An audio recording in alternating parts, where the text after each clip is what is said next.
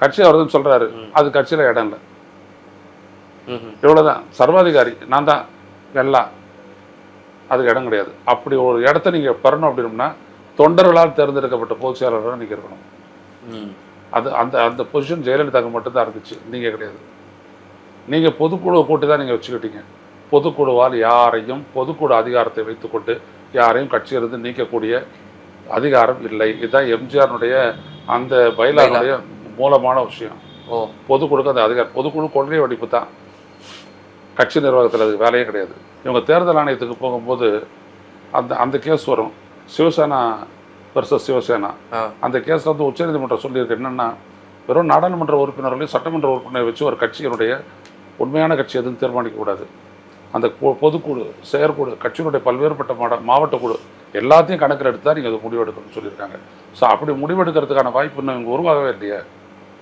இதுக்கப்புறம் தான் உருவாகணும். இந்த கட்சி பலமாக இல்லை. ஸோ இவங்க எல்லோரும் சேரணும். இவங்க எல்லோரும் சேரணும் அப்படின்னா சேர்ந்தால் தான் பலம். அதுதான் இன்றைக்கி நேற்று சசிகலா நடராஜன் சொல்லியிருக்காங்க. என்ன சொல்லியிருக்காங்க? ஒன்றா சேருவோம், புதிய வழியை நம்ம காண்போம் அப்படின்னு சொல்லியிருக்காங்க. அடிப்படையில் இவ்வளோ தோல்விக்கு வந்துட்டு எல்லாரும் காரணம், முதன்மையான காரணம் நீங்கள் தான் அப்படின்றாங்க. மாற்றிடுறாங்கன்னு வச்சுக்கோங்க. நாளைக்கு உங்களுடைய பதில் என்ன? நீங்கள் தான் எல்லாத்தையும் முடிவெடுக்கிறீங்க. அப்போ எல்லாத்துக்கும் நீங்கள் தான் பொறுப்பாகணும். ஆமாம், நீங்கள் ஒரு பொதுச் செயலாளர் அப்படின்ற ஒரு பொறுப்பு தானே. அந்த பொறுப்பு இதில் எந்த அளவுக்கு பங்கு வகிக்குது அது மட்டும் சொல்லுங்கள். இவங்கெல்லாம் காரணமா தோற்றத்துக்கு? இவங்கெல்லாம் ஜெயிச்சு வந்தவங்க தான். சொல்லுங்கள். இவ்வளோ பெரிய தோல்வியை சந்திச்சது கிட்டத்தட்ட 49 லட்சம் ஓட்டு போயிடுச்சு அதிமுக விட்டு. அதுக்கு யார் காரணம்?